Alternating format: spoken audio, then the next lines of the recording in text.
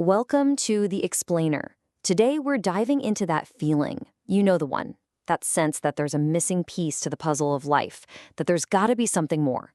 We're going to explore one particular system that's designed to help us find it. I mean, really, who hasn't felt this? It's that quiet, kind of nagging feeling that there's this whole other layer to our existence that we're just not quite getting to in our everyday hustle. And see, the thing is, it's not just some vague, random feeling. Our source for this explainer says it flat out.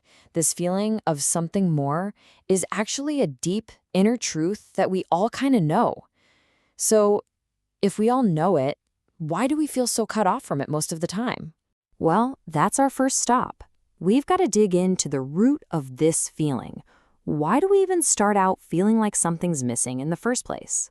According to our source, it all comes down to a fundamental case of mistaken identity.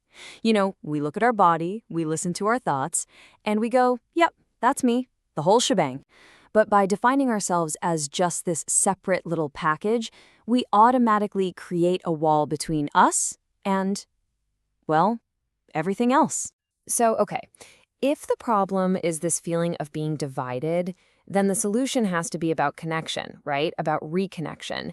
And that brings us to the whole point of the journey, joining that divided self. And get this, just look at where these two massive words come from. The word yoga literally means to join. And the word religion, it means to bind back together. So the argument here is that at their very heart, these paths aren't really about belief systems.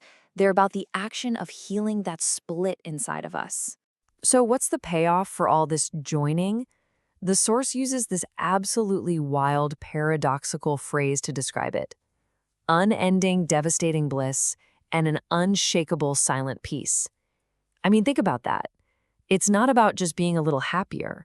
It's a complete rewiring of your reality, a state that is somehow both completely ecstatic and totally perfectly still. Okay, so how in the world do you actually do this? The system we're looking at today, called Advanced Yoga Practices, or AYP, presents itself as a modern, open, and super practical way to get there. Now, this timeline is really important because it shows we're not talking about some rigid ancient text that never changes. This system is alive. It evolves. It started online way back in 2003, and by 2015, based on real feedback from thousands of people, they added crucial safety ideas like self-pacing. It's a living path, shaped by the actual experiences of the people walking it. So what's actually in this toolkit? Well, it all starts with deep meditation. That's the foundation, cultivating inner silence. Then you add special breathing techniques called pranayama, which are designed to open up the body's subtle energy channels.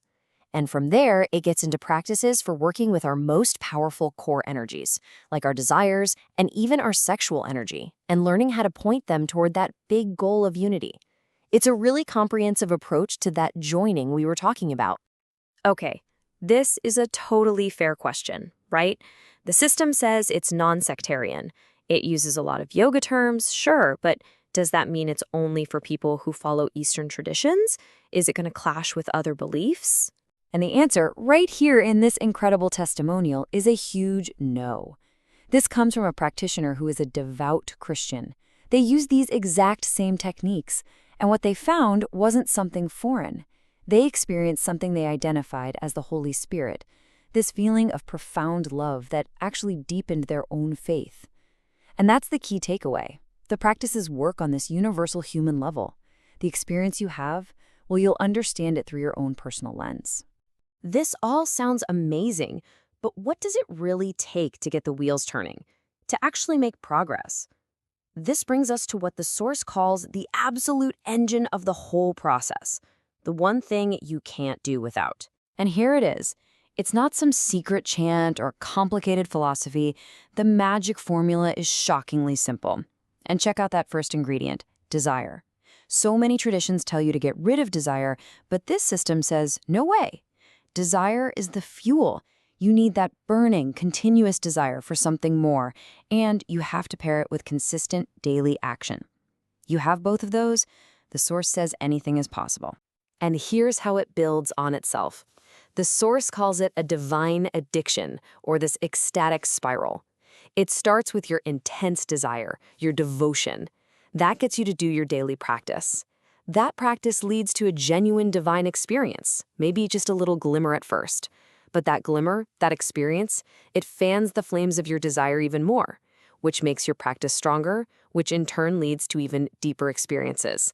It's this amazing self-reinforcing loop that just pulls you right along. All right, this all leads us to the final, and maybe the most radical and definitely the most empowering message in this entire system. After all this talk about practices and techniques and experiences, the system just keeps pointing you back to one place.